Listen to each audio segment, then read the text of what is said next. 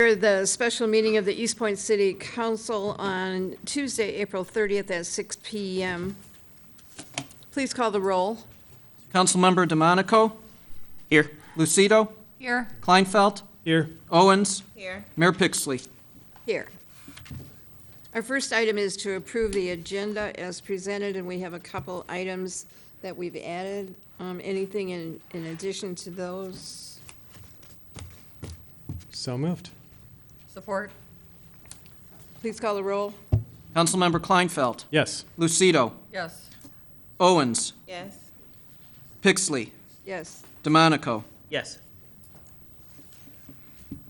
Our next item is for the hearing of the public. Does anyone wish to speak? Please, sir. Come forward and state your name.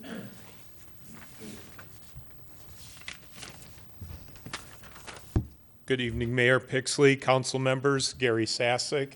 I'm chairman of the Parks Commission, and I'm here since you're discussing budgets and that for 2019 and 20. The Parks Commission hopes that you will be able to find additional monies to add to it. We've got a number of things that we're going to be presenting to you over the next few months in regards to cosmetic changes to some of the parks, some things that are trip and fall hazards in regards to concrete that need to be addressed, and anything that you can show us in the way of funds so that we know how to direct our priorities would be greatly appreciated. Thank you. Thank you, sir. Anyone else wish to be heard at this time?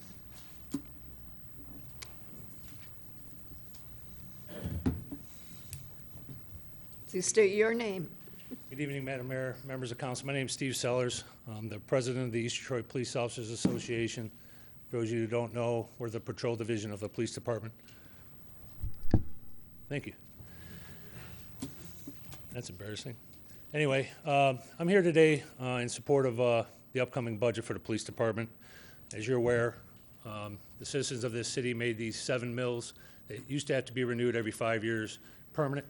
And then shortly thereafter, in a crisis, they came out and supported SMORSA, which added an additional 14 mills to the tax levies, making it 21 mills in true support for law enforcement and public safety as a whole. Recently, as you know, you did an extensive search for a city manager. You hired Mr. Sabota, did another thorough search, and you hired a good man in Director Rohib. Director Rohib put together what I think is an excellent budget, trying to take on the challenges we've had. I think it's going to do great for the city. It's going to deal with the car issue that I know has been talked about extensively, and as you're aware, it's in poor disrepair. And just really here to say that the patrol division is in support of Director Rohib's budget. I know it's been looked over by City Manager Mr. Sabota, and it's my understanding he's in support of it as well. We just want to let you know where the patrol division of the police department was on the budget. Thank you very much. Thank you, sir. Anyone else wish to be heard?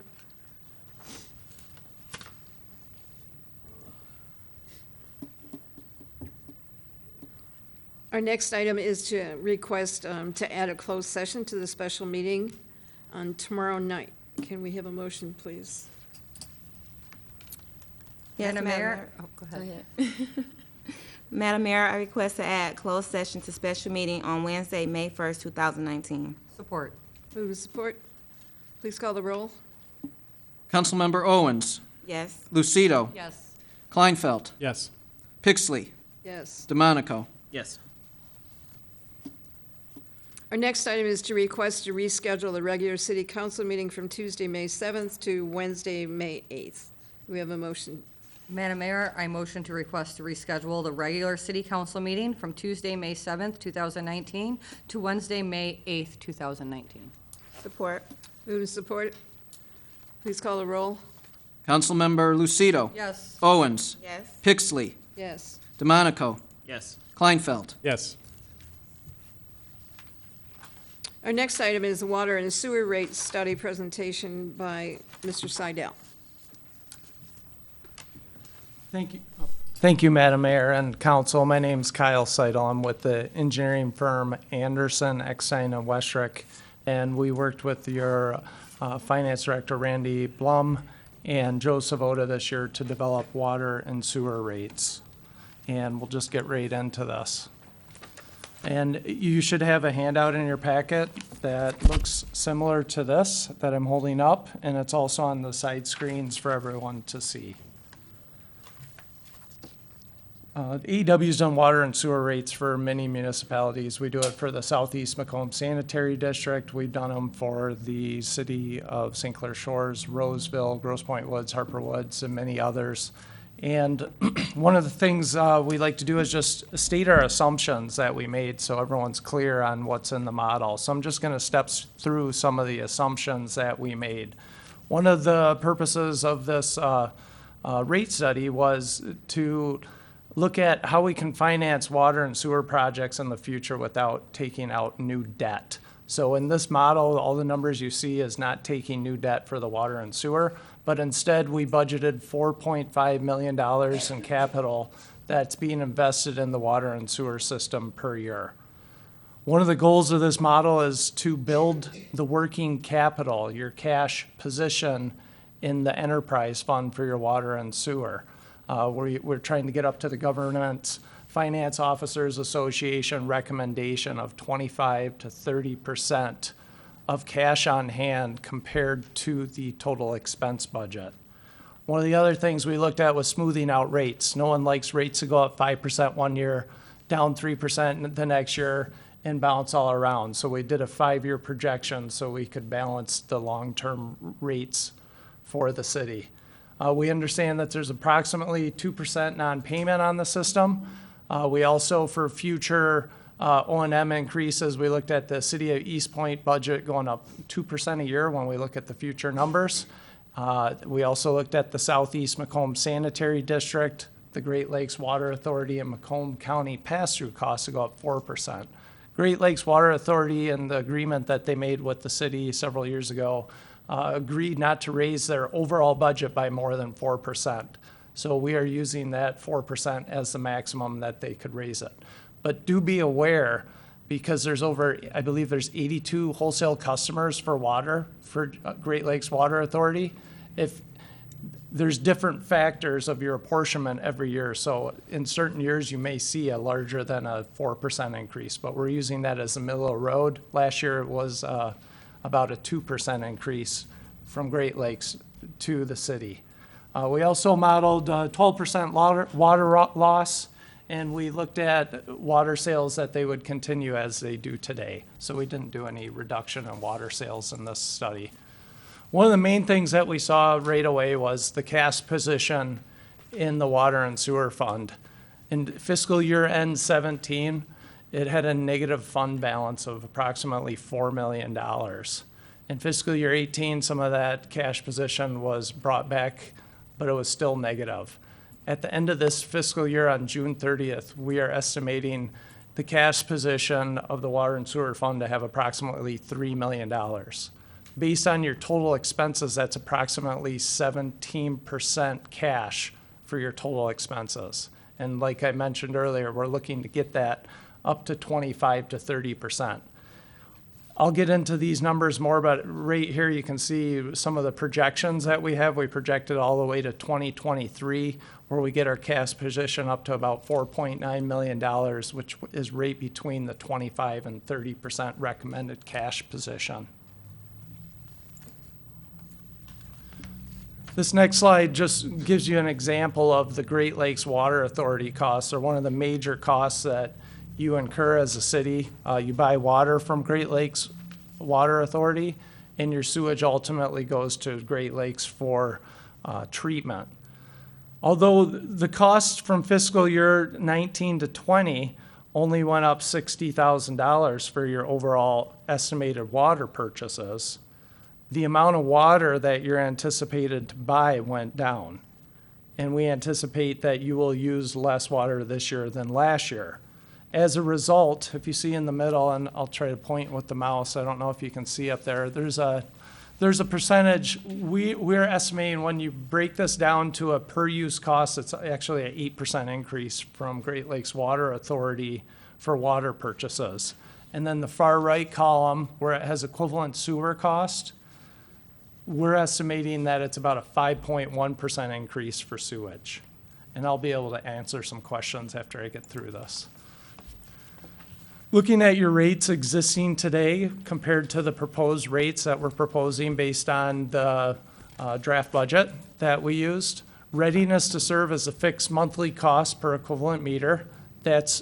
We are proposing that remains as is. The station maintenance, which is a pass-through cost to Macomb County, the cost for Macomb County went up this year, so in order to pass that same cost on, that would have to go up 18 cents from 90 cents to $1.08, about a 20% increase.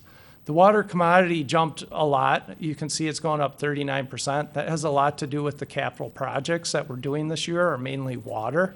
But you can see a pretty large reduction in the sewer commodity. When you add all these up and you look at the typical residential user, and what we call the typical residential user is someone using 5.3 units of water per month. 1 unit of water is 750 gallons. It's about 4,000 gallons per month, just to give you an idea of what that is. But the increase to the typical residential user would be about $1.35 per month with these proposed rates. This one might be hard to see up on the screen, but this is a, let me try something else because that whole thing is not showing up. It's cutting off the edges. That's no better. Let me see here. You might have to look for this one. Try your Zoom over here, maybe that'll Oh, do it. yeah. That's, yeah, I'll bring that back there.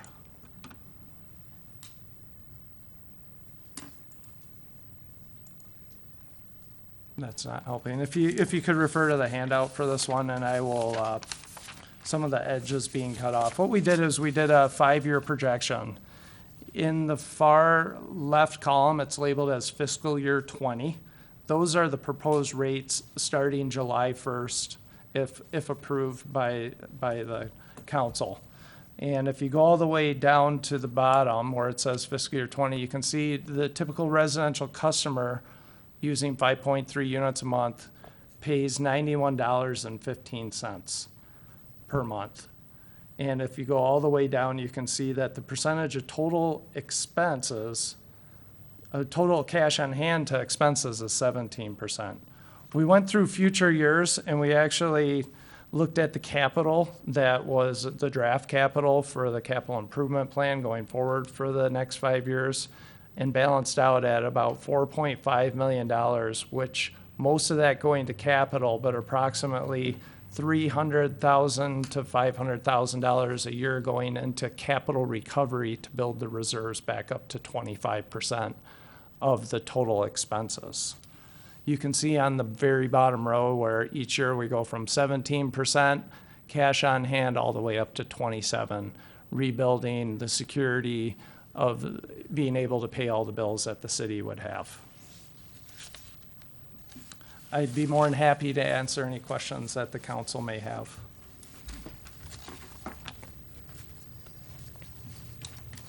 So when you anticipated the capital improvements, what type of capital improvements? Did you follow the 2018 to 2024 pattern?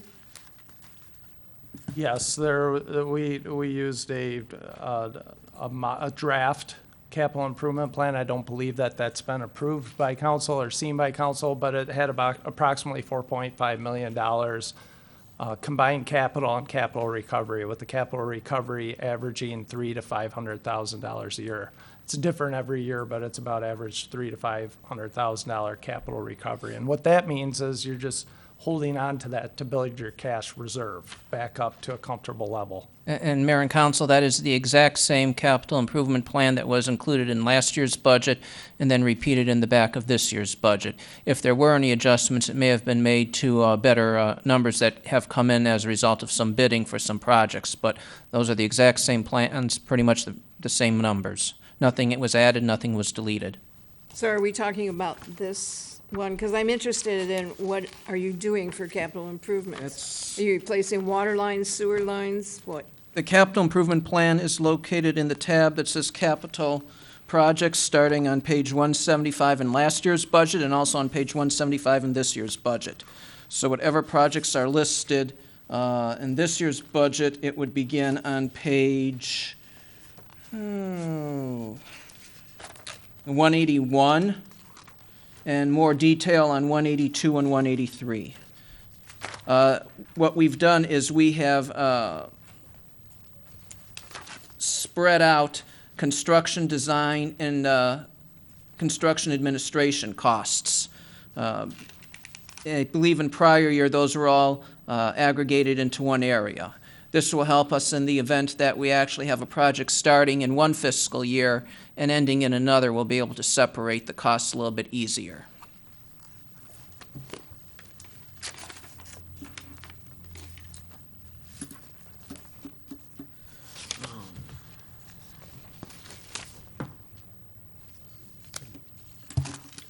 Are the numbers in the water rate section of the ordinance, do they reflect the numbers that he just presented? No, we just received the water rate study this week, and water rates and sewer rates have to be based on expenses. So assuming council is satisfied with the proposed budget in terms of expenses, then we will be able to propose the appropriate water rates to support that.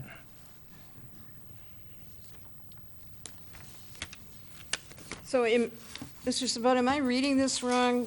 That the only water and sewer department projects that you're having, say, to replace the water mains along Gratiot, you don't have any plans to replace any of those?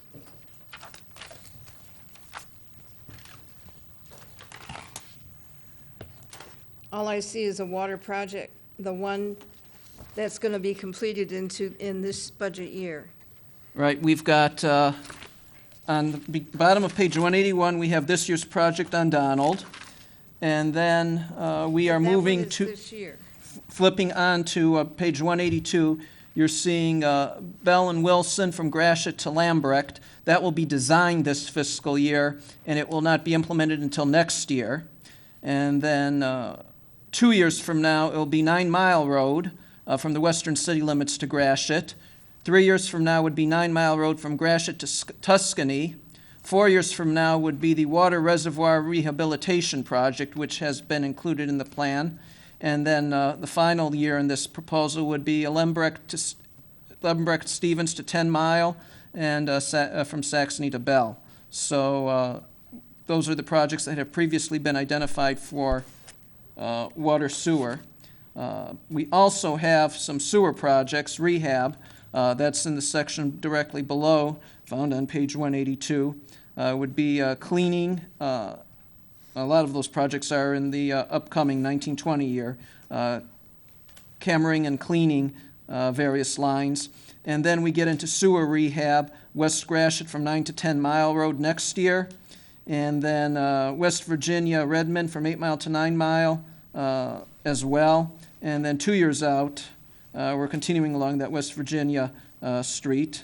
Going down onto the next page, 3 years out, Virginia Gratiot to Schroeder, Topher. Go out another year. We're continuing that project, and also TV and cleaning Gratiot to Schroeder, Norton to 10 Mile. So we have several that have been identified in prior years, and they would be continuing.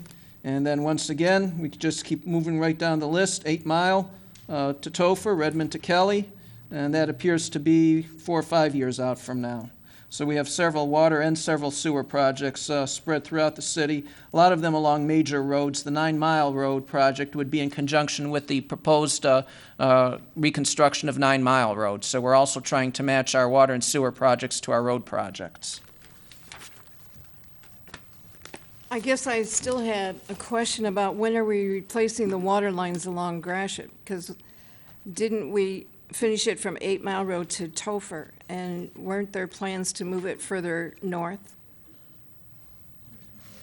Mr. Pangori will address that.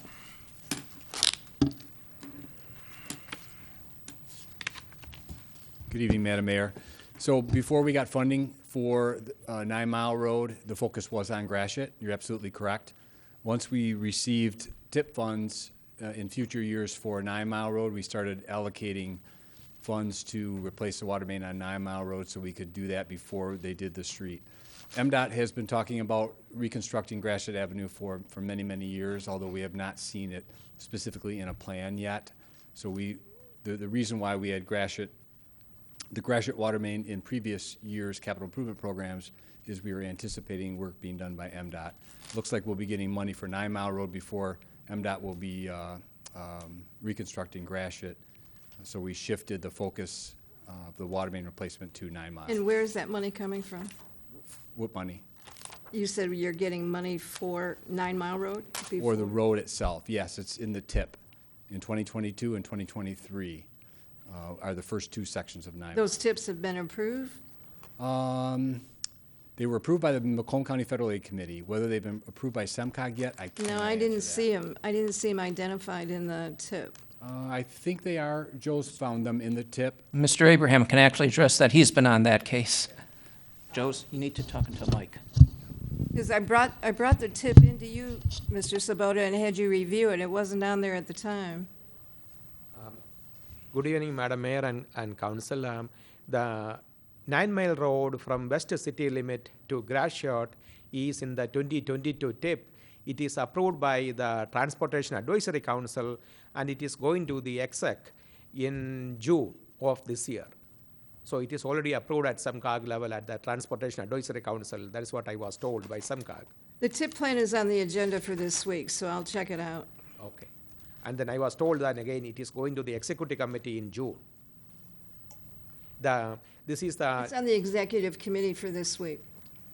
But I didn't see it in the tip plan, so I'd be interested to see if it's been amended. no, it is in the 2023 TIP. I know what you're talking about. All right. Thank you. So Kyle, did you review the capital improvement in our proposed budget at all? Because Yeah, I did. There was less than 4.5 million budgeted for the capital improvement. We bumped that up to do that capital recovery. So I have the whole list that was just read out in dollars for every project from engineering to construction engineering to design. And we have a 6-year plan going out 6 years for that. And I use those same numbers in this model. so on I don't know if you have it in front of you, on page do. 183, the amount near the bottom, which is a little over 2 million, I believe that's the number you're assuming would be 4.5? Fiscal year 19 too. I believe on the bottom of page 183, is that what you're referring to? Yeah, the first So- column in blue. The $2,138,000, I believe, is just the summary. Is that just the summary of sewer? And the- Sewer and water. What's this highlighted yellow one? It's the total of the whole, Isn't all that across all the the, city. all the oh, that's everything in the city. I didn't see this packet. I just had a spreadsheet with all the data, so it's a little different than what I looked at. But for fiscal year 20, proposed fiscal year 20, which starts July 1st, I had total water and sewer capital, I think we had a 4.5 million, let me just read the number, 4,657,800. Where's that number at? Am I missing?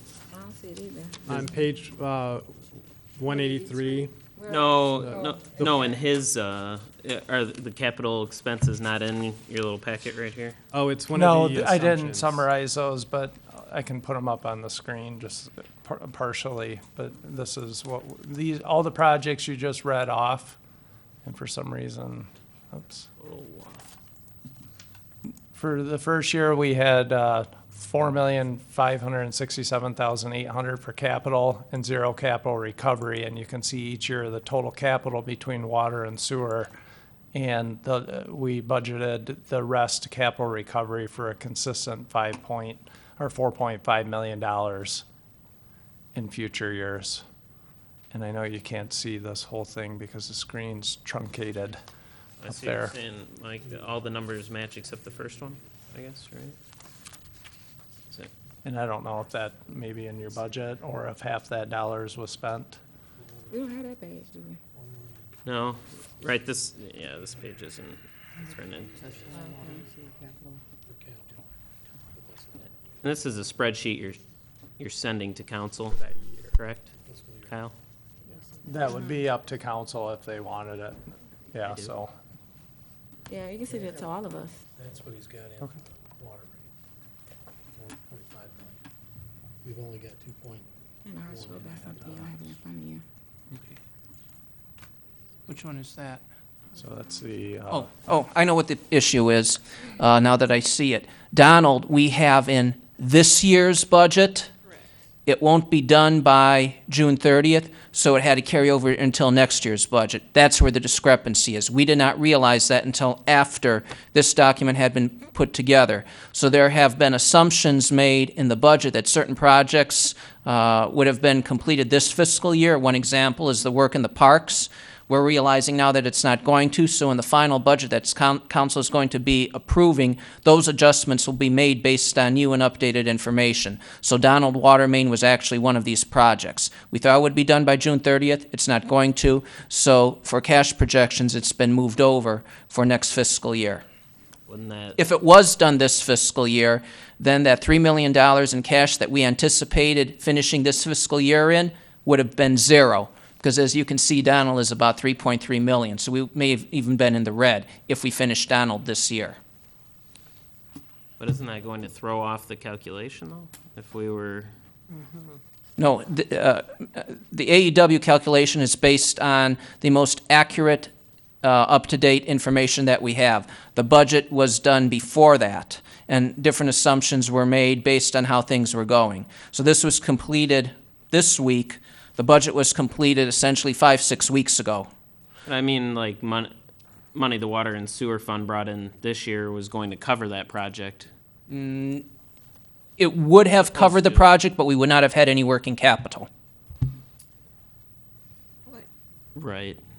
I think it's just inflating the Is that right, Mr. rate. so do you mind, so basically, at the end of this fiscal year, we're projecting 3 million in cash on hand. The reason we have 3 million cash on hand at the end of this year is because that money has not been spent yet. So we're budgeting it next year, right? Because Okay, yeah, I see what you're saying. How did we, have we ever had the 25, 30% working capital in the water and sewer fund before? I haven't heard of that until today. Yeah, we did. I'll defer to Mr. Blum on that, but that is a GFOA recommended best practice. Didn't we have that previously, 3 years ago? We've been actually over 50% in the past. We've been well over the 25% up until about 3 years ago. Okay. All right, any more questions for Kyle? Well, I guess I have more of a general question. How do we come up with then what water and sewer projects need to be done when, or like, how do we estimate how much we should be spending in infrastructure? Because over the past 10 years, it's been wildly different. And I will defer to Mr. Pangori, who's been proposing the, and reviewing the CIP in prior years with council. A lot of that information, Councilman DeMonico, comes from the asset management plans that we've developed for your water system, for your sewer system. We looked at the entire asset, the entire needs of your assets, and estimated what those costs were, and developed an annual amount per year that is being used in the CIP and in the budget. And if I could ask Mr. Pangori, this amount of 4.2, 4.5 million, that was agreed upon in some manner, shape, or form a few years ago by council in terms of the fee structure that was set to your knowledge, so that you knew what the target was? Yes, yes, that's correct. We actually planned that starting about 2007 and 8, when very little money had been spent by council on water lines and so forth. So we set a rate and then we modified it again later on. So we would always be spending some to update the water and sewer lines. Yes, I mean, there is a greater need. You mentioned Gratiot Avenue water main, and that's got to be done at some point in time, and that's a very expensive main. There's a main on each side of the road, and it's large diameter. But there's only so much construction that we can handle annually without creating havoc, so to speak, to the community, especially when we're working on major roads like 9 Mile Road and like Gratiot.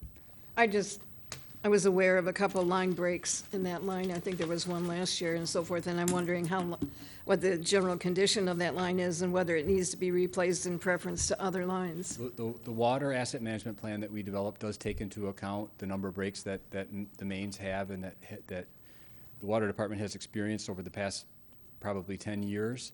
It also takes into consideration whether the main is on a major road, what diameter the main is at. It identifies all of those critical elements and prioritizes those so that we're spending the money, your money, where it's best needed. So when you're saying MDOT is going to do a complete reconstruction, are you saying they're going to come back and take the roads all the way down and? I'm saying that they've been talking about that. That has not been, as far as I know, it's not in a 5-year plan yet. No, I haven't seen that. So the information that we've received from Mr. Blum before about the infrastructure spending since it went back to 2007, from fiscal year 7 to 12, between water and sewer system, we spent $1.7 million on average through those 6 years. But then the next 4 years, on average, it was $6.3 million. Because we were so backed up. Well, yeah, I mean, so were we not spending enough before then, I guess is what you'd Correct. probably That was why say, the but, the cash reserves had climbed so high. At one point, we were over 13 million cash on hand because nobody was doing any projects. And that was when we said we're trying to do 6 million a year to spend. The money was there for the capital. That was the whole point of building the fund up. And it's like, let's get going, let's do some projects. And we targeted 6 million a year until that came down, and that's when we then dropped it back to the 4.5 million a year. well, we went 4 million in the red, though. You're saying we're trying to use up some of Well, the fund? Oh, that's. Yeah, well, we were intentionally using up the fund. At one point, I said, whoa, on the 6 million, and that was ignored. And the next year, I said, stop, and they finally listened about halfway through the year. So we got into a deficit because we continued to spend at the previous rate. We're now back to the point of the 4.5 million a year is what has been targeted and what the rates are based on. Okay, I guess, well, it's too hard to figure out what's going on just looking at this just now, so. It takes a That's while to all. look at it. I think, we're not going to vote on it anyway until next session, so. Do you have anything else to add? I don't.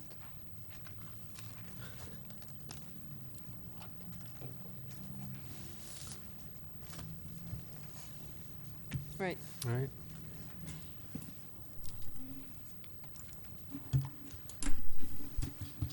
Council, have any other questions for Kyle at this time? And if I may suggest, Mayor, if council has any other questions about the water and sewer fund proposed budgets, since Mr. Pangori is here, granted, although I think we did cover most of the capital, but if there are any other questions, this may be the time to discuss that. How about streets? We can talk streets, anything that Mr. Pangori might be able to address, yes. And I can direct council to, Sorry for all the exercise. That's okay. See, that's my daughter climbing that. For real? Yeah. we'll go to look at page 180 in the proposed budget document. That was Ouray, Colorado. So I don't have it in front of me. I'm a little bit handicapped because I didn't anticipate this, but I'm going to do my best to wing it. I want to talk about major streets first. Primarily, what we adjusted in the major streets is a result of the most recent approval by the Macomb County Federal Aid Committee, which provided us funding for the last segment, I shouldn't say the last, the piece of TOFR from David to Kelly, which is funded in 2021. And then the first section of 9 Mile Road from west city limits to Gratiot, which was funded in 2022. And then a section of 9 Mile Road from Gratiot to Tuscany, which is funded in 2023. That's the gist of the major road capital projects for the near future. And then if I could add to that, next fiscal year, also approved in the tip, I think these were amendments, the old 8 Mile Road and the Kelly Road projects to complete those. Yeah, I'm sorry. Council had approved those projects already, and we started working on them, so I totally glanced over them. But yes, for next summer's construction are those two streets that are also funded through the TIP program. And then moving on to local roads, based upon historical funding of local and major roads, we were given a target of roughly $700,000 per year that would be spent on local roads, which is very insufficient, but that's the amount of money that we have at this current time. So we came up with a plan roughly a year ago when well, actually, no, it was back in last August when we were in front of council talking about that bad section of Collinson and about the road asset management plan. And at that point, we identified a program that would address maintaining all of your roads all of your concrete streets that have a rating of a 4 or a 5. And we took the entire city and broke it up, I think, into 13 sections. Thank you. That would spread out the cost of about $700,000 per year for each of those sections. This year, there was a little more money in the budget, and we were able to bid out, and hopefully, I know we'll be able to get sections 1, sections 2, and part of sections 3 with the $1.4 million roughly that was in this year's budget. In future years to come, what we've budgeted was, or we put in the capital improvement program is $700,000 per year to continue that process systematically throughout the city. If there is some additional road funding that gets approved by the state and that amount increases, then we can look at some of the other streets that need to be addressed, the ones that are rated a 3 or a 2, and look at potentially reconstructing some of those roads. Mr. Pangori, many of the streets in the city are covered with blacktop or patching or whatever it is. And it was left as blacktop because when there was a crack in the cement, there was a break of the sewer line or catch basin or something that related to that. So are we putting cement on top of defective sewer lines? No, to the best of my knowledge, we're not. You guys, the city of Eastpointe, through your leadership, have, in my mind, one of the best aggressive approaches to reviewing and analyzing your sewer system and your water system to make sure that you aren't doing that. Now, is there any guarantees that if you were to pave a road that you might have a water main break or you might have a sewer collapse that is unexpected? No, there's not. But you guys have done a tremendous job keeping on top of your sanitary sewer system, your combined sewer system, and your storm sewer system, knowing what those assets are, knowing the condition of those assets, and spending the money necessary to keep those assets up to snuff. Okay. All right. Anyone have questions for Mr. Pangori? You're free to leave again.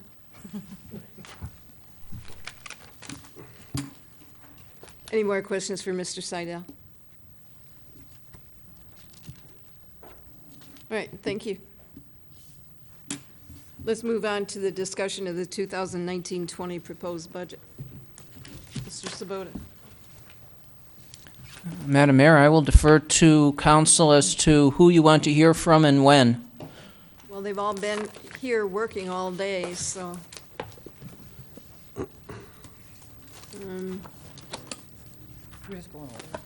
Who would you like to hear? Please, first. It doesn't matter to me. We could go just in order through the budget, or however you want to do it. These people have all been working since early this morning, so why don't we have either the chief or Mary or who else? The court's here also. Madam Mayor, if I could make a suggestion, I know Ms. Van Haren has another meeting this week as well, on Thursday, so if we want to go with a building department or even the court, because I know they've had a rather busy day as well. Between you two ladies.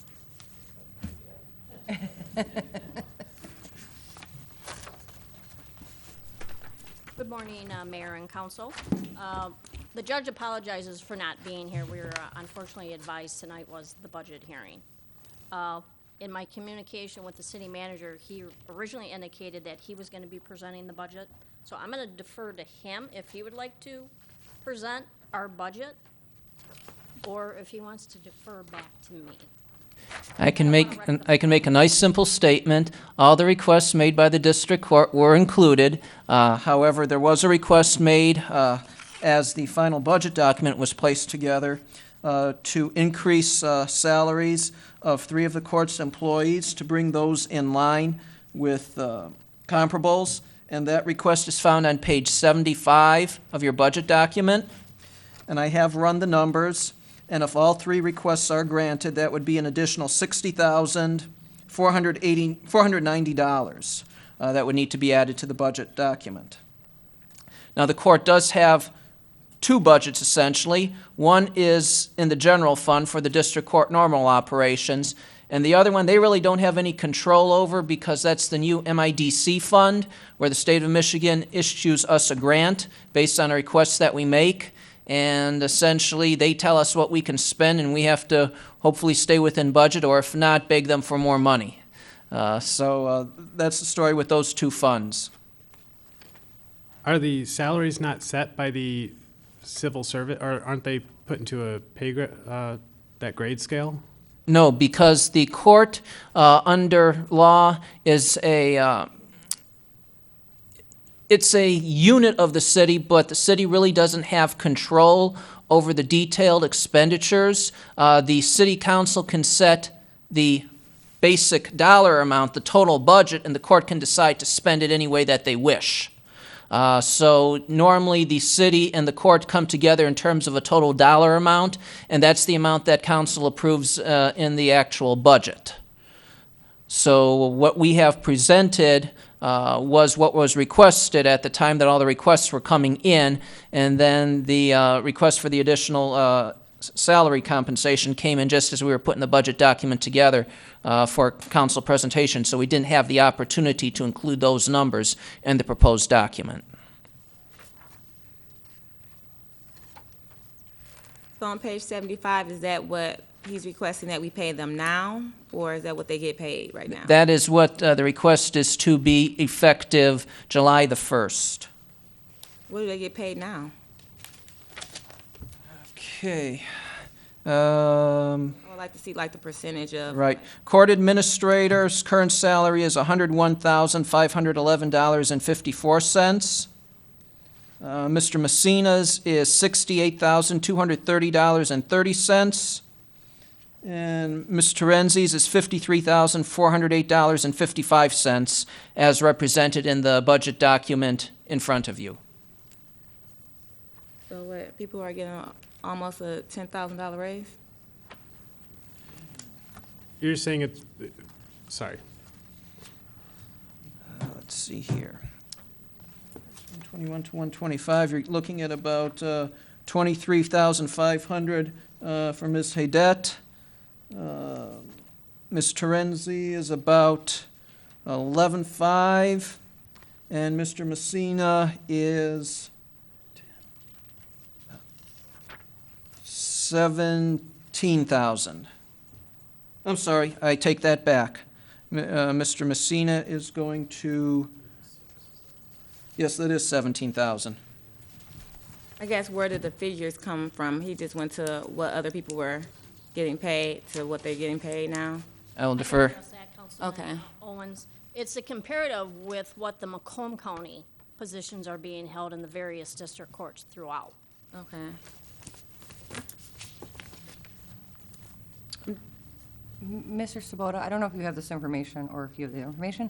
When was the last time you guys had a pay increase? We didn't get a pay increase last year, while all the other union contracts got a pay increase. Did you get a pay increase the year previous? Prior year, yes. Okay. Yeah, that's the question I was looking for. But it's still under wage with the other comparatives with the district courts. As Mr. Sabata indicated, we are a separate entity, so our comparables go with other district courts within the county. You also can go comparable statewide, but it's typically best to stay within the county, what the pay rates are going.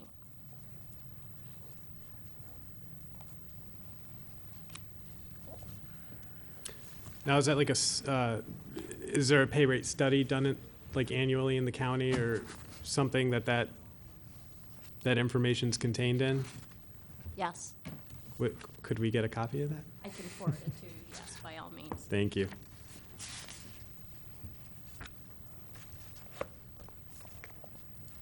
What was the raise you guys got a year ago?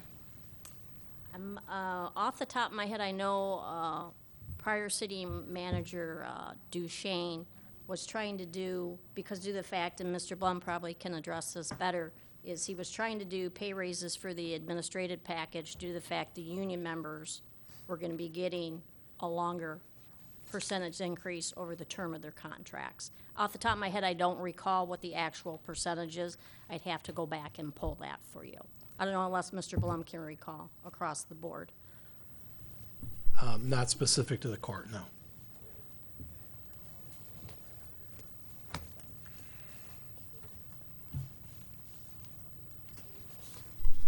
And I think we can probably get that information from finance if we wanted to know what those raises were. Yeah. Any other questions related to the court? Should we highlight, I mean, some of the changes, or just going off of questions, or? Whatever you want to do.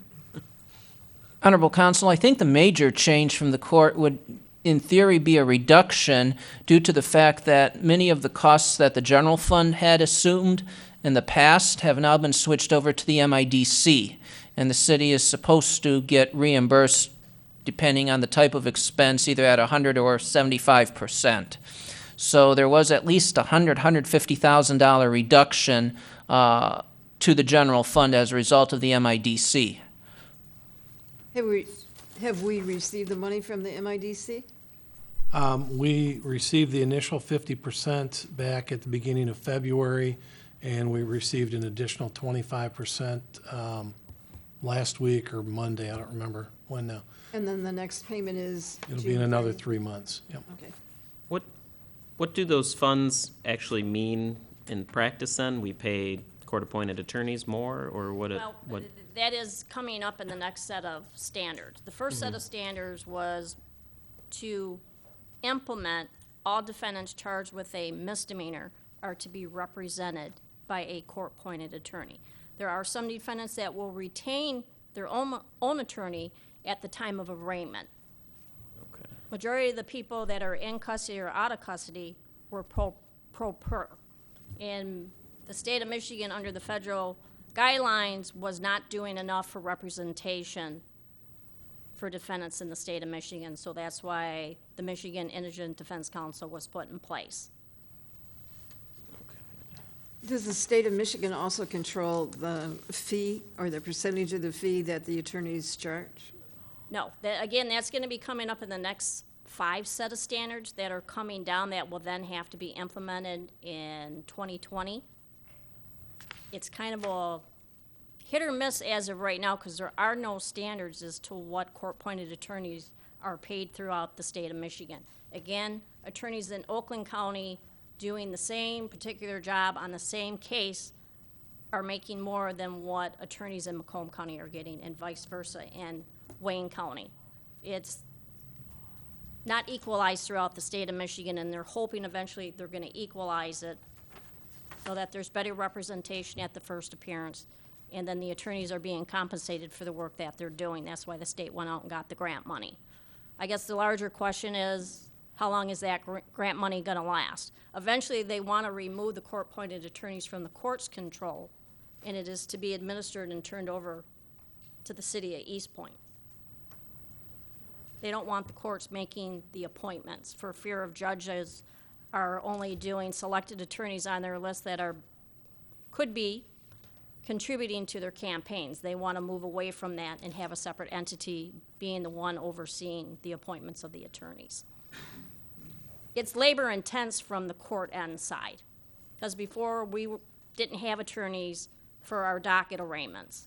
We're having to bring in 2 attorneys to split the docket in order to move the case full through the court, as well as having another attorney showing up just for the in-custody attorneys. And roughly 4 years ago, the judge and I implemented that we were only doing the in-custody arraignments at 10 a.m. as opposed throughout the day, is to where the cost actually would be fairly exceeding the $471,000 plus grant our city was already allocated for that. I know I've met with Mr. Sabata for next year, 2020's budget, and we have put in for additional personnel in order to assist with the case process for it. I don't know if any of you are aware, Wayne County got sued by the ACLU for not having this implemented. We're actually the first court in Macomb County to have this up and running. Some of the other courts have received their funds, and they have 180 days from the date that they receive the funds to start implementing it. And then the MIDC Commission will then determine whether or not what appropriate sanctions are going to be levied against the cities. They may not send the next disbursement check in. You have a fun job. Well, it's changed over my 31 years. Just I think as the law enforcement, their job has changed over the years. You said that you met with the city manager and that the proposed the budget has additional staff? Is that what you're? And for this year, I have not posted yet because we were waiting. We actually got ours up and running March 27th of this year. In this year's proposal and grant, there is a part-time position for the court to hire someone in order to assist, and their sole job will be assigning the attorneys out of the court. At some point in time, obviously the city then, once the next component comes in, is to where it's gonna be under the city's control, then that's gonna get into the discussion as far as additional personnel for the city then to be overseeing that. What's the job title of that? It's just a position? deputy clerk, it'd be court-appointed attorney assigning. All the staff levels in the court and their union are defined as deputy clerks. There isn't a deputy clerk 1, a 2, or a probation clerk. They're defined all as deputy clerks. That's a clerical union position?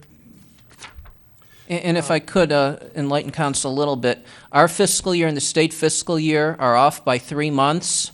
So the budget request that council is voting on for the MIDC includes that full-time person being elevated to the part-time person that was just referenced being elevated to a full-time person in this budget document, which technically cannot take effect until 2 things happen.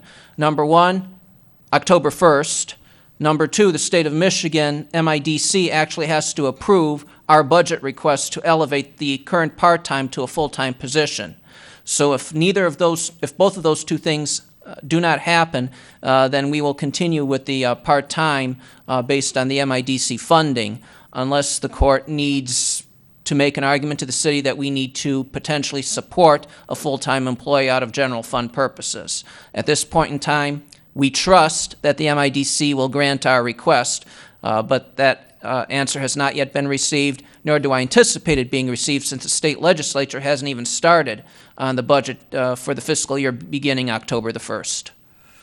One thing I would point out is that position is actually budgeted in Fund 260. So if you're looking in the 101, 136, you will not see that increase. The increase is in the MIDC fund, where we have to track the grant and all the expenses separate.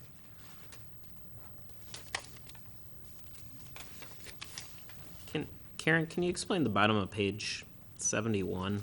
I think I didn't get that last sentence. I I didn't receive a packet, so I don't, Oh.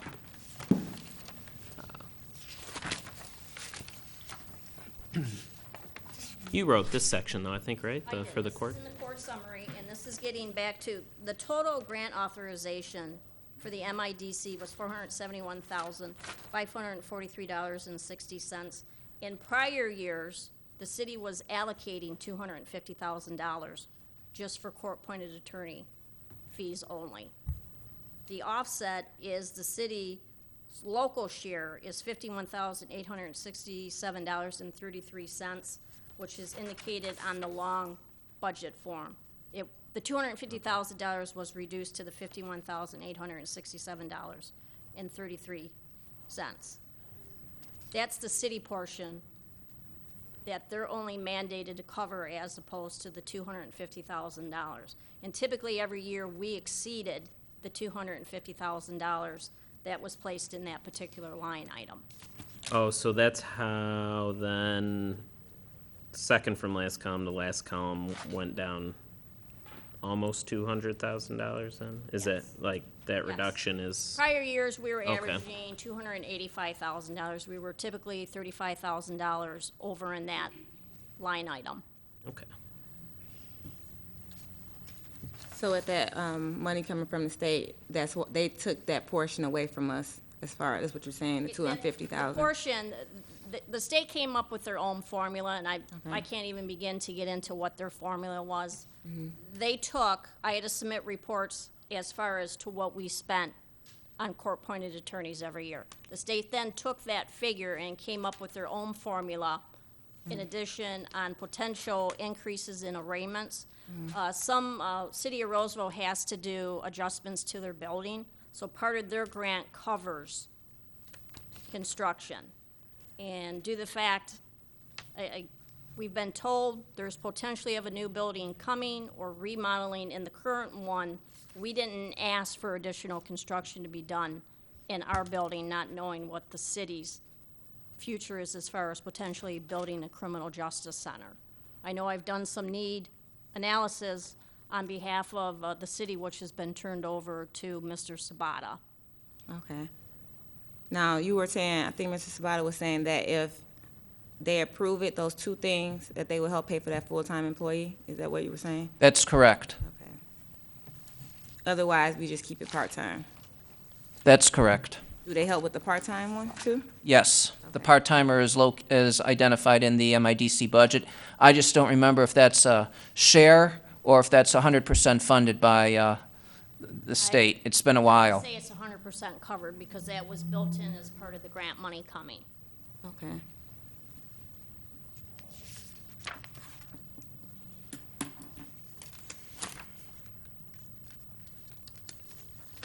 Any other questions for the court?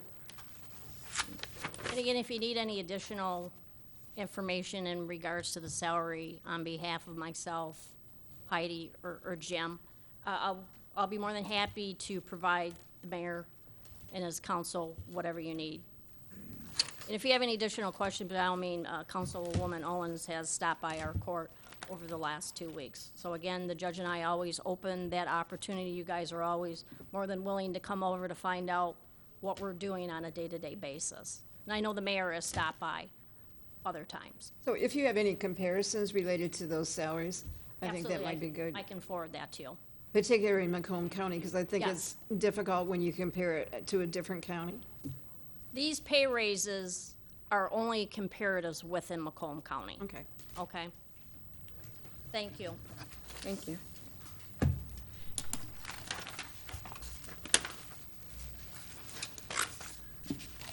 All right, I guess the next one would be Ms. Van Haren, because she's going to have another meeting on Thursday night.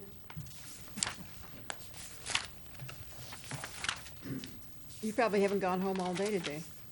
Actually, I didn't come in till noon today, so. it I hasn't saw been- you when you were Well, coming in. that's right. It hasn't been as long of a day as it I could was have been. feeling sorry because you had worked so hard. Yeah. I was leaving the city hall as you were coming in. That's right, yep. So I don't have a real presentation planned for council. I can say that probably the budget is a little bit more foreign to you this year for the building department, as it was split into several different departments. Previously, we had the building inspection, and that covered everything, and then we had planning and zoning, a budget for the Planning and Zoning Commission. This time, we have the building department, which covers the rental or the building inspections and permit fees. We have a separate department for rental inspection program, for community and economic development and planning, for economic development independently, for blight removal. And so it's all split up, and it's probably a little tougher for you to compare. But overall, the bottom lines are less than they were previously. The staff, although I didn't do budgets on the wages or any of those fees, there's less people, so there's no increases budgeted at all, so the fees are less, or the costs are less on that. And I think over the last 10 years that I've been here, that there haven't been any significant increases to the building department budget. So did you make the recommendations to break your department up like it is? No, that was Mr. Sabota's plan. So do you have people in the building department that work in multiple departments? No, and essentially nothing really changed as far as the way the staff performs. It's really just on paper that it's broken up into different departments. So truly the building department staff or the inspector never did much in code enforcement or in rental inspections. They were always pretty much segregated.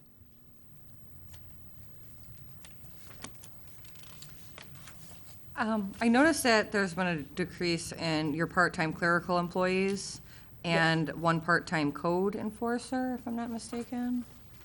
I just was wondering, like, are things flowing appropriately with those positions being eliminated? Yeah, so we did, as far as the clerical go, we did have previously 6 clerical staff. 2 of them were full-time, and 4 of them were part-time. We voluntarily gave up one of the part-time clerical to the police department back several months ago, and I think that we would have been okay with the 3 part-time remaining. Right now, we only have 1 part-time, and so it's been a real struggle. As far as code enforcement, I also believe that we could have done with 1 less code enforcement officer. It gets a little tough in the summer because we have one of our inspectors who does sidewalk program, and that takes a great amount of his time this time of year, and then he goes back and does regular code enforcement. And so we're looking at the possibility, we also lost a part-time rental inspector. And so we're looking at the idea of having 1 person hired that will be able to go and kind of float between code enforcement and rental inspections. And that shouldn't be too difficult of a position to assign a person to. And I think that would be a more useful position than strictly code enforcement or strictly rental. So the recommended personnel that you have in the building department, I've been noticing when I've been coming in, you've always had 4 or 5 people standing in line this week, last week. So are you at the maximum that's preset according to this budget? No. I don't know how many staff were budgeted for because I didn't do that. But in the write-up that I prepared and requested, I had requested 3 part-time clerical and 2 full-time clerical. I'm sorry, I had requested, I had requested 2 full-time and 2 part-time. Right. I'm sorry, say it again. The request is for 2 full-time and 2 part-time. I think that's going to be challenging doing it with that number of staff, but that's what we were advised that we could accommodate. And I'll, if I could just add for Director, she actually had requested that we have 3 part-time and 2 full-time, and the proposed budget recommended only 2 full-time and 2 part-time positions. We are presently operating physically below that number, but over the next couple of weeks, we will be adding staff to get up to 2 full-time, 2 part-time, and I will be adding an additional part-time person to help out through the balance of the fiscal year, and we're going to be monitoring the situation as well. Due to the fact that we do have a resignation that was unanticipated at time of budget. We have several options, one of which Director has indicated that we could look at bringing on a person who could be both full-time, and I'm not, sorry, not full-time, but a part-time code and a part-time rental split, or if the determination is made based on when we get to our maximum boots on the ground, let's just say, because we have one employee right now who isn't able to get out on the road. We'll be able to determine whether or not we can actually perform with 3 rental inspectors, or if we will need 3.5. If we could only do 3, then we may take that money and move it towards securing a part-time clerical if the 2-and-2 concept won't work. So there is still some flexibility in the proposed budget document as is being proposed. It's a monitoring situation, and like I said, we are getting a couple more people within the next couple of weeks. So it just seems to me that you have a lot of expertise in all the different people, because there's so much technical work when somebody comes in. So the new people that you're getting, are they knowledgeable with your department requirements? No, they're not. And so that's part of the challenge is getting them up to speed and training. We don't really have anyone to train in doing the rental program. So that's part of the challenges. So I guess lack some knowledge in the skills that your employees represent. Do they go to school for a specialized knowledge base? The clerical staff? Not necessarily, well, the clerical staff, because you have a lot of different things with each clerk, correct? Yeah, we do, and it really is an on-the-job training. I've not known any of them to necessarily go out and get specialized training to handle these tasks. It's just a matter of learning. I think what I'm asking is, when you get a brand-new employee, how much time do you have to spend training that employee? Months, and, yeah, 3, 4, or 5 months before they're really up to speed on what they're doing. And I'm kind of taking it a little slow with, we had one of our staff left who had been with the city for over 25 years, Denise Kelly, a wonderful employee for many years, and she retired recently. And so her replacement, Denise worked really hard, really diligently, nose to the grindstone, and she's a hard act to follow. So we have, again, Monica Martinek, who's replaced her, who's a great employee, but it's going to take her time to, learn those tasks and to get up to that same speed. I would think at least 6 months before she could handle the kind of workload that Denise handled. And so it's a cumulative of all of the newness about our department that's making it challenging. This would be a question for both you and Randy.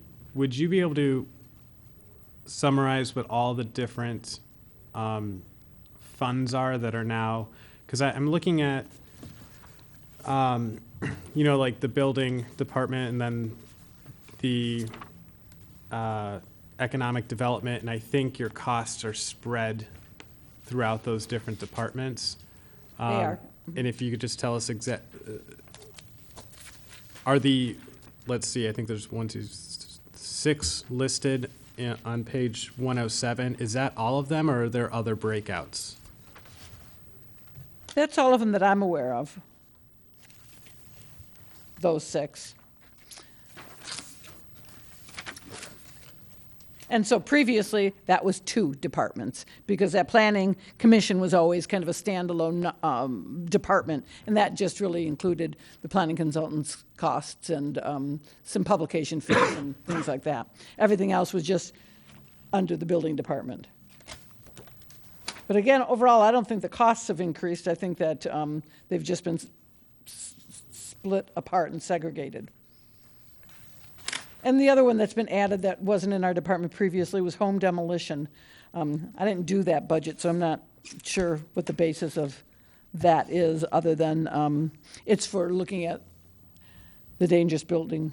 Right, we, actually, most of that budget came from the city attorney's budget, because most of those costs are attorney costs preparing for hearing officer and dangerous building board meetings, as well as paying for the hearing officer. There is some money there allocated for demolition of buildings, but those costs previously appeared in the city attorney's budget and have just been moved over. Remember, the goal is to identify all the programs that the city provides and what those costs are. So they may have been found in different areas. Most of these were in the building department before. They're just being pulled out now. The ones that were pulled in were city attorney costs for dangerous building process, and then some of the economic development costs, which were actually allocated to the city manager's office. So those have been transferred over to economic development as well. So does that mean the city manager is not going to be involved with economic development? Right now, the official title of Director Van Haren is Director of Community and Economic Development. So that is really her responsibility. So we are focusing funding in areas that are under her jurisdiction. And then at some point in time, when I know she's talking about retirement at some point down the line, if council wants to reconsider how that position is structured, that would be the time to do it. But right now, she is our Community and Economic Development Director. So I want to make sure that those costs are appropriately represented. So wasn't Randy Altimus as purchasing, wasn't he responsible for going out for the bids for demolition? Are we just going to transfer that from purchasing back to, No, it's still a purchasing function as far as putting bids out. It's just where the cost is recorded. The demolitions were recorded within the building department in that miscellaneous special line item. And it's now going to be in the demolition department function, whatever you want to term it. okay. Ms. Van Haren, when you go out of town or get sick, who knows how to do your job just as good as you do? No one knows how to do it just as good as I do. But a lot of aspects of it certainly are handled by the assistant building official, Sherry Nash. Okay. And, yeah, she's pretty well equipped to handle most things that come up. Okay, because he mentioned you possibly retiring. Hopefully that's a long time from now, and we just want to have that succession plan. Have you know what I'm saying? So that's why I would ask you that question. Oh, we forgot to mention, we are adding a part-time building inspector in the budget. That is to help relieve some of the building inspection responsibilities from Director Van Haren to allow her to concentrate more on the community and economic development standpoint.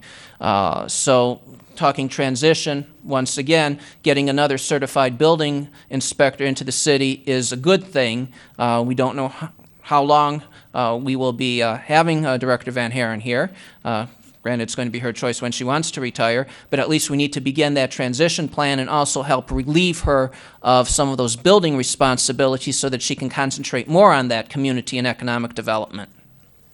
Yeah, I haven't been talking about retirement at all. I'm not sure why that's coming up. Everybody's retiring. When I hit 60, you know, they. Yeah, Don't replace me yet. Well, I'll be dragging you off to economic development meetings, since that's the major portion of your job. Okay. I did want to talk about that a little bit, because one of the things that we talked about before was actually hiring an economic development director and saying Absolutely. that shouldn't be on Mary's plate anymore. And that's something that I still want to consider, because I think the building department's so demanding as is, and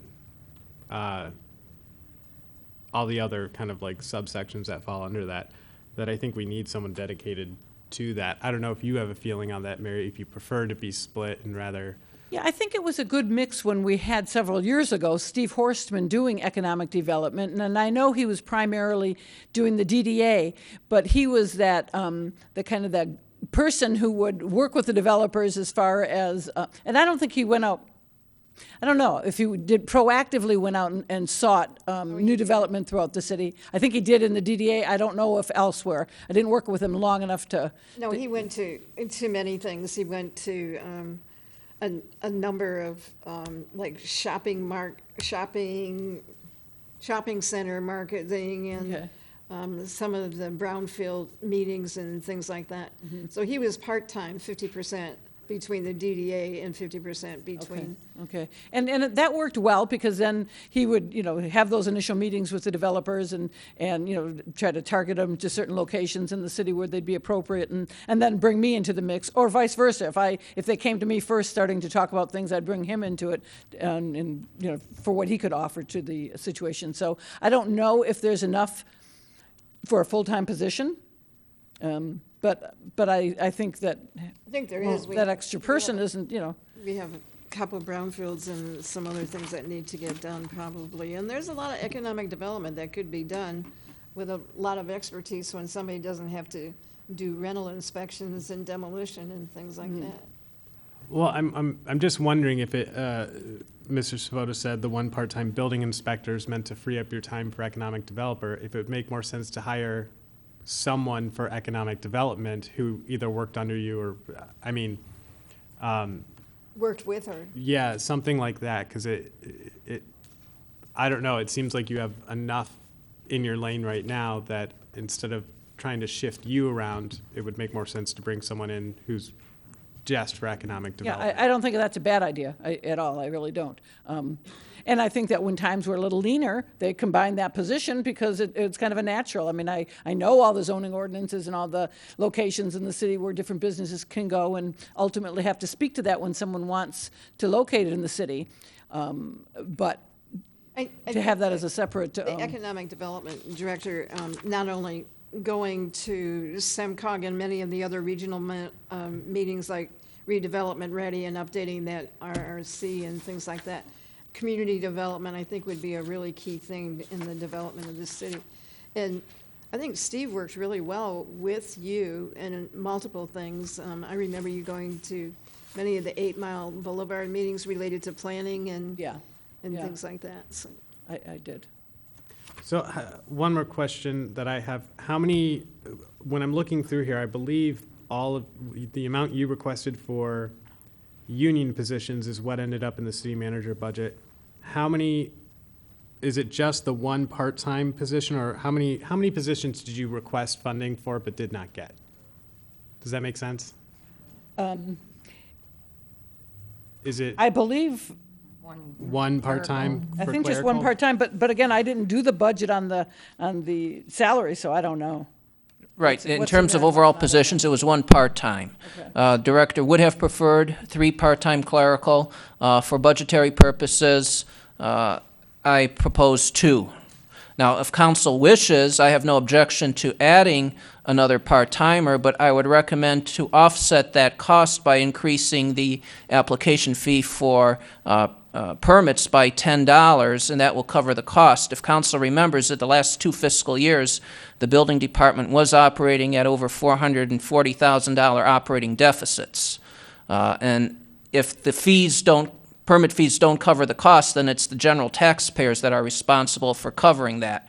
So I have no objections to adding that position back in, but I would recommend for financial prudence that council would consider increasing the application fee by $10, and that will cover the cost of a part-timer. Well, I'd want to hold off on that. I just wanted to make sure I understood. And one more thing, Sue, you prepared the document that's in, like, the binded in here for us? Partially, yes. But did you prepare the really specific department request budget, the line item?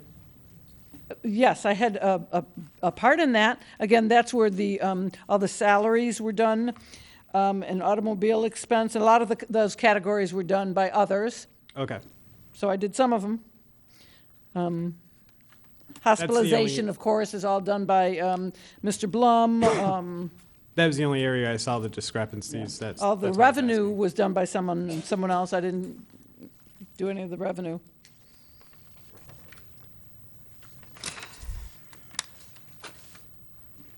Anybody else have any questions? I did have one question. So in the community, or in the building department, do we have the information in here about the leased vehicles? Actually, that would not be in building. That would be included in Motor pool? two areas.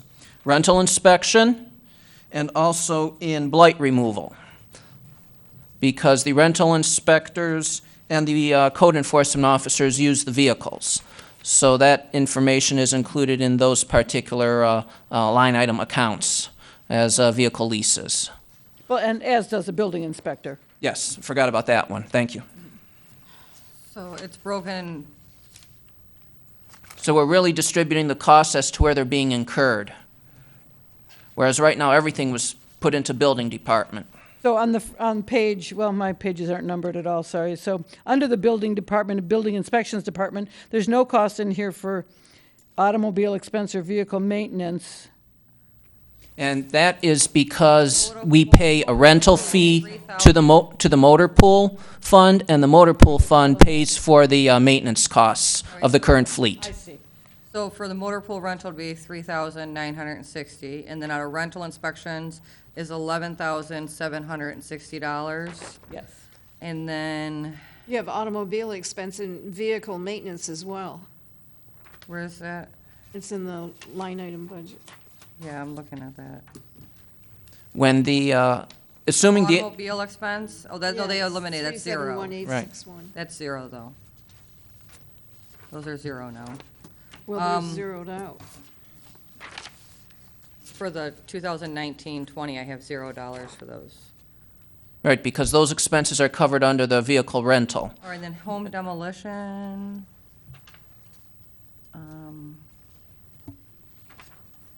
I don't see anything under home demolition. I don't Oh, blight removal, understand, you why said. is planning broke apart?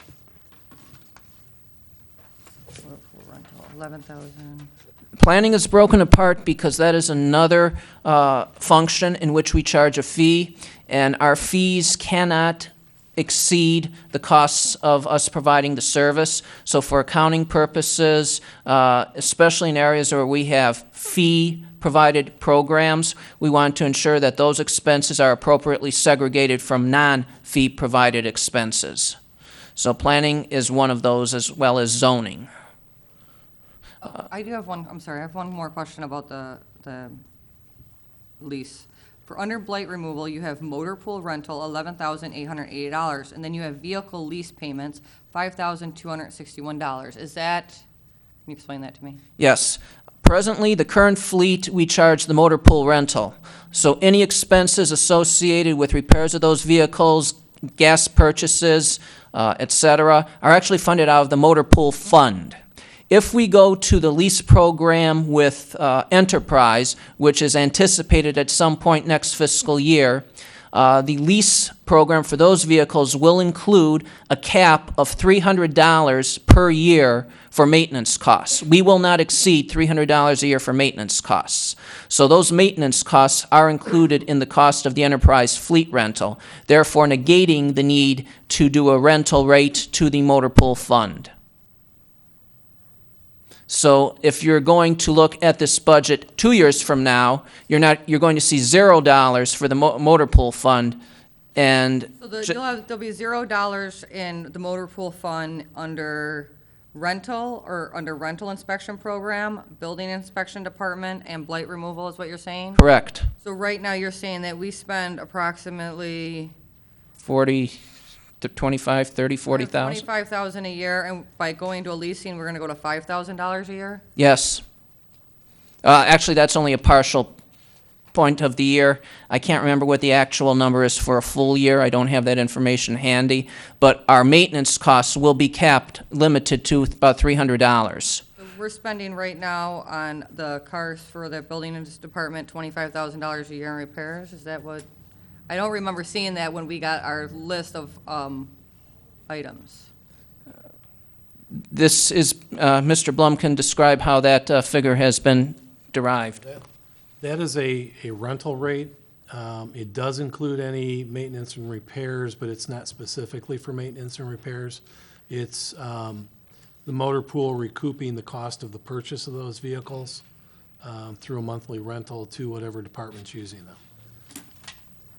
Okay. So then I have to look under motor pool fund to see where we're at there to kind of get Yeah. that balance, okay. So prior, everything,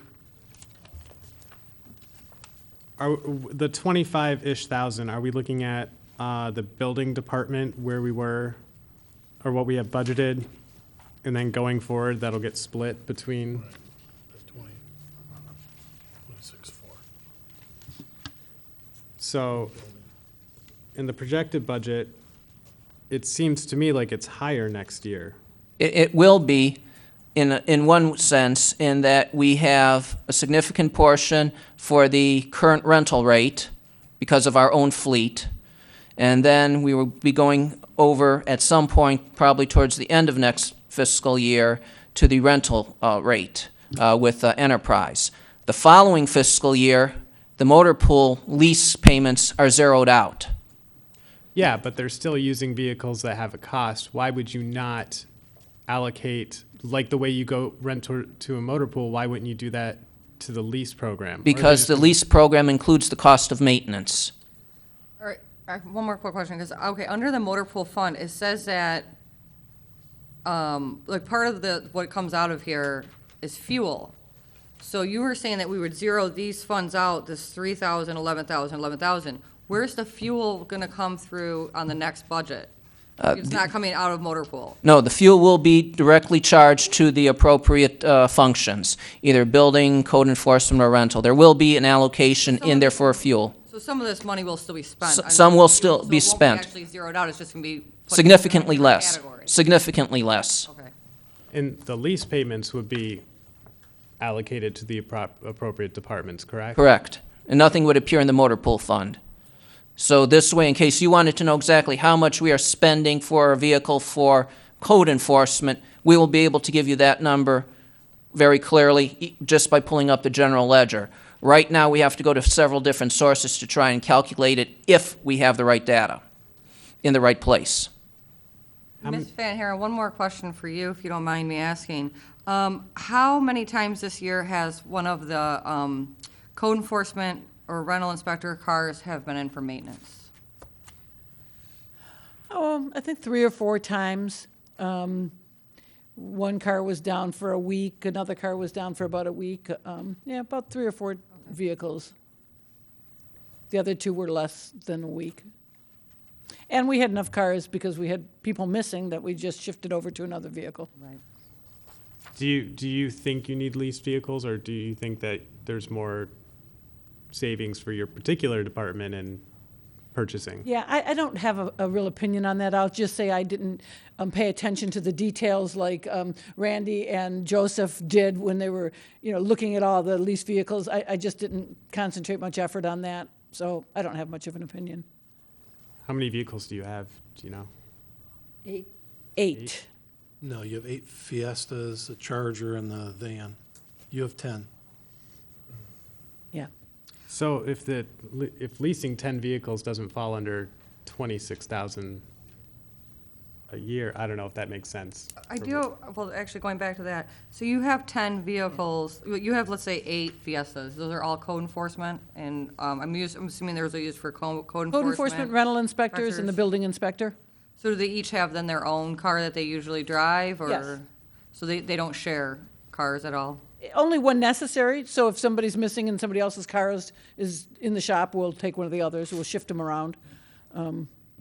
But for the most part, they just use their own vehicle that they're assigned.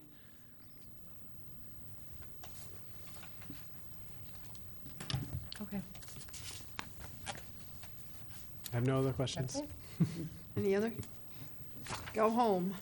We'll see you Thursday. I'll see you on Thursday.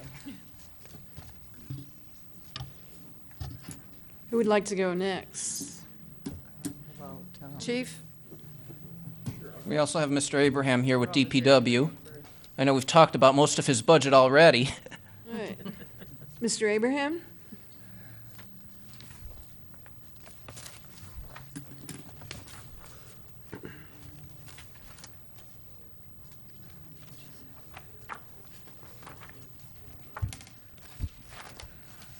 Good evening, Madam Mayor and respectable council.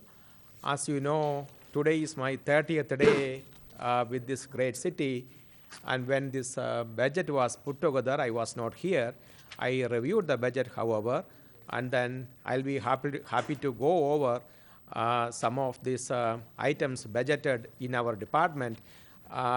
Fortunately or unfortunately, I don't have a specific budget per se in the budget book, but then I have altogether 21 people in the Department of Public Works and Services, and then we operate from multiple funds, that is major street fund, local street fund, then rubbish, that is fund 517, then the motor pool and the water and the sewer.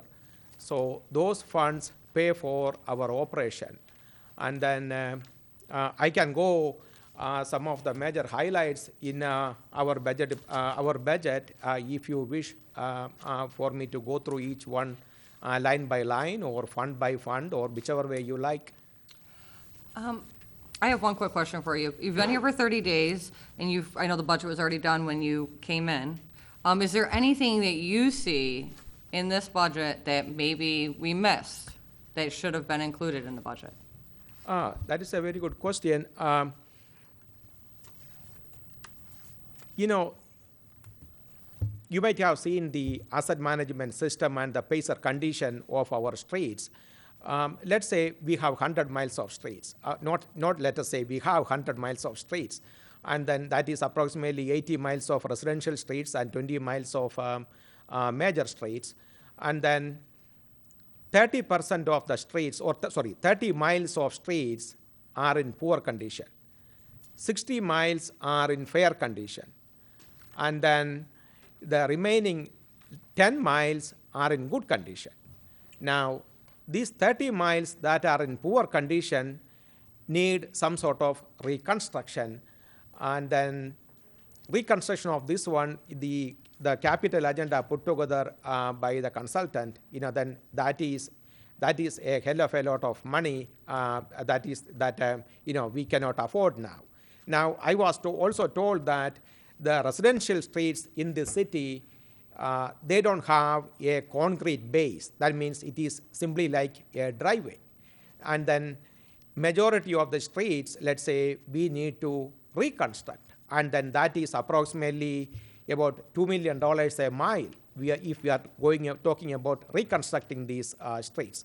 Whereas in some other cities, then we used to resurface a street, that is pave the street, and that could be around, let's say, $500,000 a mile, considering those streets have a concrete base, a base and a sub-base, and then so resurfacing is okay. Whereas in our case, then since these streets don't have a base and a sub-base, it is preferable that when we do instead of doing resurfacing, it is better to reconstruct. But then again, reconstructing all these 30 miles of streets, that will cost $60 million. And then even the major streets, we are talking about approximately $5 million a mile. And then we have few miles of streets, for example, like 9 Mile. Some part of 9 Mile, the small section of 9 Mile from West City Limit to Gratiot, it is in the tip for 2022. That is $3.5 million. And then the next section from Gratiot to Tuscany, it is also in the 2023 tip. That is $3.5 million again. So to construct West City Limit to East City Limit is approximately, I believe, 2.4 miles. So that will cost more than $12 million. So wherever possible, our effort is to bring federal funds, but federal funds can be used, federal transportation funds can be used only for federal aid eligible streets. Out of the 20 major miles, only 14 miles are eligible for federal funds. So only for the federal aid eligible roadway, we can bring federal funds. So the other roadways, we have to find our own money. And one other complication, it's often forgotten, when we do a reconstruction of a local street, we can only spend half of the cost out of our local street fund. The other half needs to come out of some other funding source. So that's where the challenge comes in. If we were able to resurface, that could be 100% covered under local street funds. But once we're talking of reconstruction of a local street, it may cost, what was it, $1 million for, per mile, or, Mr. Abraham? $2 million per mile. Well, only 1 million of that can be paid out of local. The other million has to come from some other revenue stream. So that is something that we will be discussing during our pre-capital improvement planning meetings to identify what some of those other funding sources can be so that we can come up with some sort of a reasonable plan to address those 30% of roads that are rated 2 or 3 at the present time. I can go over some of the other major items if the council so wishes for me to do so. I guess I'm just totally mystified by the breakup of the department. It just looks like we've got so many cost centers in here. Did you go over the budget with personnel, with the numbers of personnel? Did you feel that more needed to be added or reduced, or? No, ma'am. As of now, we have 21 people in the department, including myself. And then based on the operation we are handling now, the number of people we have are adequate. Okay. And there is, I know you've seen in my budget message, there were some part-time positions eliminated, and those were associated with the water shutoff program. So when the water shutoff program was terminated, those part-timers were relieved, so therefore we are eliminating vacant positions. So I agree with Mr. Abraham, DPW staffing is adequate, and if he believes it to be different, I'm sure he will be advising me of such.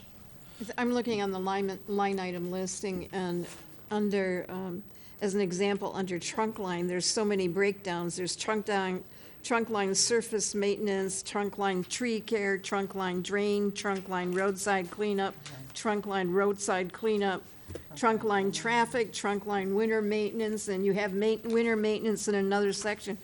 And I'm wondering, why are we breaking all of this up into trunk lines, et cetera? Because we maintain Gratiot, we are required to have specific reports filed with MDOT. And as such, we are required to, once again, the concept of program costs. MDOT wants to know exactly how much we are spending of their money in various programs so that they can, in turn, reimburse us for most, I would say, not all of those costs. So, Mr. Blum, previously, when somebody turned in their timesheet and they identified where they were working or what were they doing, were you the one that was responsible then for reporting back to MDOT what they were doing on the trunk line for reimbursement purposes? No, that is handled out of 10 Mile. That is what Supervisor Apley handles. Okay. So do you think it's necessary that each of those individual things be in a separate budget? The trunk line has to be tracked that way per MDOT. It's always been tracked that way. Just in case we ever get audited by MDOT, they have to be able to come in and pick these off one at a I time. just don't remember that Social Security and other things like that were broken down as such within the budget. The past probably 3 budgets, we budgeted in total, and you've probably seen major streets in total and local streets in total, because we couldn't tell you how many snowfalls there were going to be versus how many debris cleanups you were going to do. So it just made sense to budget in total. The actuals have always been recorded at that level, though. So, Mr. Sabota, at the last meeting, you said that DPW was going to take over for the maintenance of our buildings? Yes, with Mr. Altimus's retirement, Mr. Abraham has already been in conversations with Mr. Altimus, and they will be responsible for essentially scheduling all the contractors, et cetera. Now, that is really the only, I guess you can call it, public works function that is funded by the general fund, and that right now is Department number 299, which will be changing when the new chart of accounts comes out. But any costs, like you saw painting going on in the building today, well, those costs are charged to the general fund, but DPW will be responsible for administering those programs. So you're going to be changing that in the new budget, is that right? When the new chart of accounts comes out, that number will be changing. the state of Michigan has put a temporary hold on the implementation of the new chart, but that is one number that will definitely be changing. I think it's going up to 265, if I'm not mistaken. So what about parks maintenance? Are we still going to be contracting out? We still have a contract with J.J. Mish at least through this fiscal year. I can't remember if it's this fiscal year. So that is a decision that council will have to make relatively soon once we get to that point in time where we will have to prepare another RFP. Well, if this budget is for the next fiscal year, it would seem like you needed to include it in this one, wouldn't you? J.J. Mish is contracted through the course of the fiscal year. I thought it was a 3-year extension that we I believe, had approved, so I don't think it's even up next, or this. It may be a couple of I years. thought it was last year it was reapproved. What I'm wondering is I don't see anything related to contracting on here in the line item. It's under parks. Is it under parks? Yeah. Okay. That would be 758, 753, somewhere's in that number. Everything is so broken up, you can't find anything. 101, 753 or 758, that's the Parks and Rec area in the general ledger. Right. Can we go back to shutting off the water? So we had part-time employees whose only job was shutting off water, is essentially what you're saying? Or, I can't imagine, was it one employee or? We had several, both in office and on the road, and Mr. Blum can address the details. Yeah, there were 4 part-timers that was their sole purpose in life, was turning off and turning on water. It was it lasted all month long, from the time the notices went out to water getting shut off. Somebody came in and paid, you had to go turn it back on. It was a labor-intensive activity, which is one of the reasons we wanted to shut that down. We're actually getting more in late fees than we were in the shut-off fees, plus we don't have the labor cost associated with it. Well, I'm asking, because I don't recall even discussing that when this came up. Did we? Yeah, About, as a savings, Or- why we were gonna stop doing shut-offs. well, about letting 4 part-time positions go, don't we? I mean, we have other things we could be doing in the DPW, right? We could have reallocated. There were, at one point, there were 9 part-timers out of 10 Mile. A lot of them were seasonal. So what happened is the seasonal people went away. At the same time, we stopped the water shut off. The seasonals were never brought back. We did not actually get rid of anybody. They left voluntarily. We just didn't bring back those summer help the following year. I mean, I feel like so without all those positions, Mr. Abraham, you think we can do what we need to do? Don't we, I know I've asked about like flushing fire hydrants or, of course, street sweeping, we've got 1, so if we keep that busy all the time, there's, extra people won't help. But I feel like there's got to be other things we've talked about in the past that we could have done with other part-time folks, but, I know Yeah, you've that- only been here 30 days, but. now we have 5 part-time employees, and then basically 1 full-time employee handles all the meter move out and meter reads, and then water shut off and all those things. Sometimes another full-time employee also assists him or now shadow him, because the gentleman who is handling this day in and day out, then he will be retiring probably in about a year or so. That is Nick. And then so we are training or giving on the job training to another employee also. So basically, as of now, we are handling that operation pretty well. That's what I have observed so far. Okay. Any other questions for Mr. Ma'am, Weaver?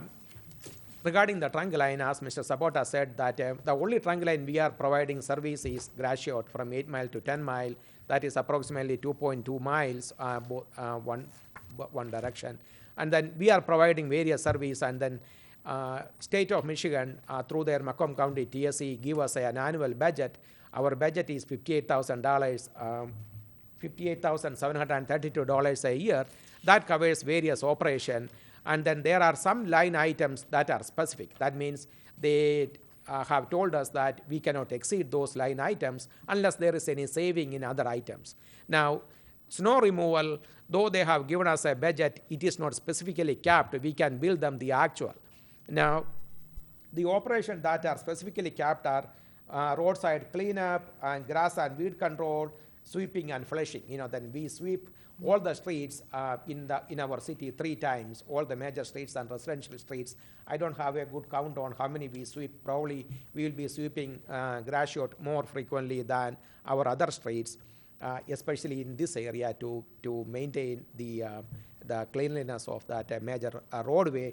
But then if we had a cost system, we could have allocated the cost or figured out the cost for each of this operation through a cost sheet rather than splitting each and every one in the budget per se. So I will look into that one and see whether we can have a cost sheet or a cost allocation based on the operation so that we can allocate or identify easily the cost for each operation. That means how much money for major streets, various operation, how much for local street, how much for water, and then how much for sewer, how much for trunk line, etc.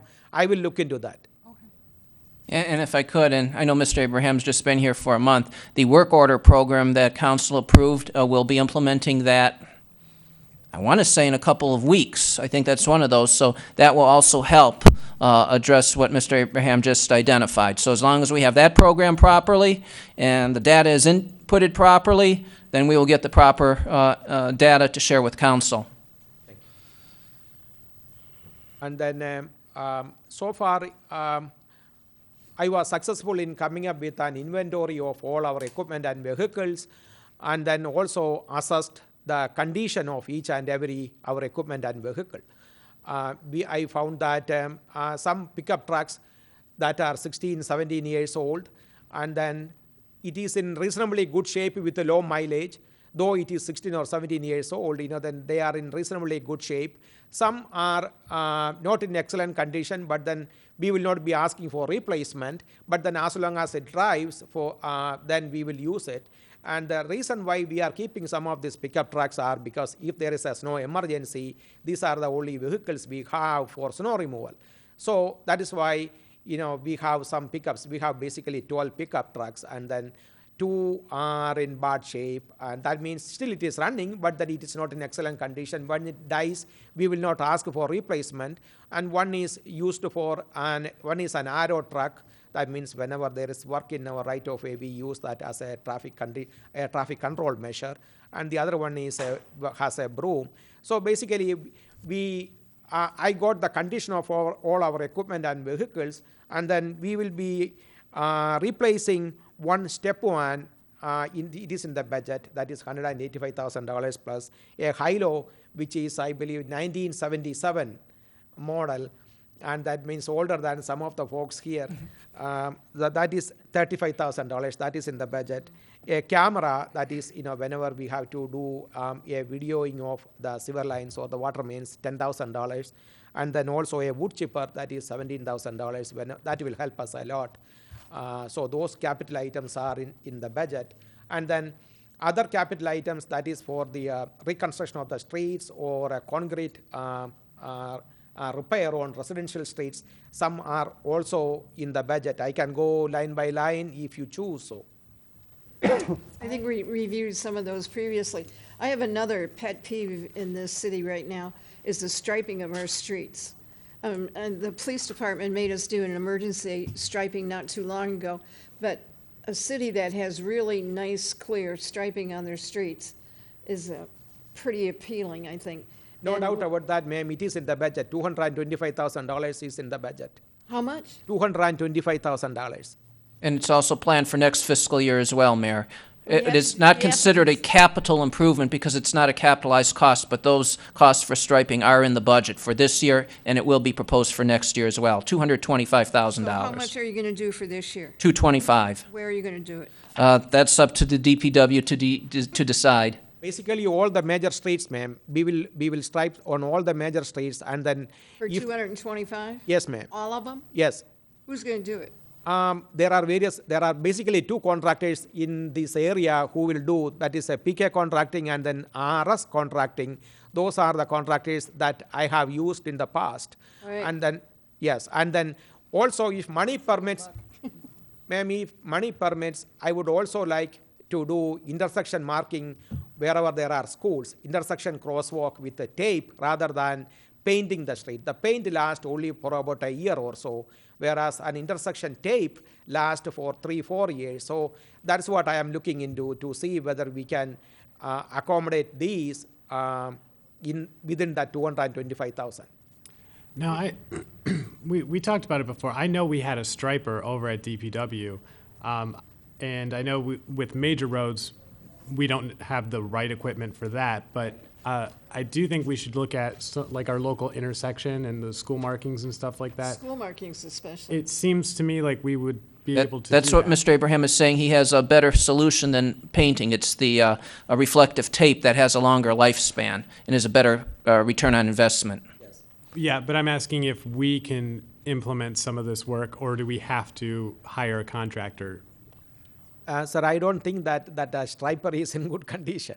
Oh, the one we have, I think, doesn't, I think It it only sat there holds for a quart 20 of years. paint. But, you know, if we don't have the money to go out to bid to do some of the stuff, it seems like some of the improvements can be done in-house to touch up that. I think striping, when you're on a major road, then you have a lot of problems with protection of the individual working as well.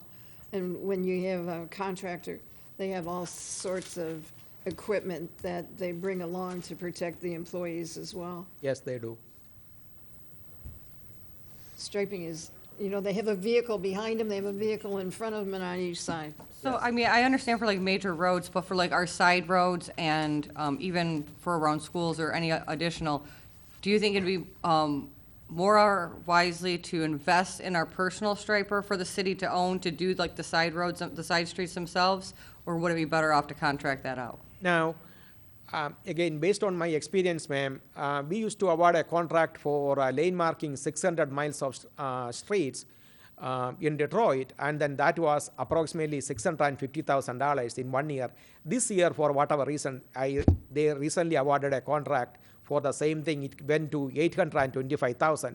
So that's why I said with this $225,000, I'll be able to manage the lane marking on the major streets because we have only 20 miles here.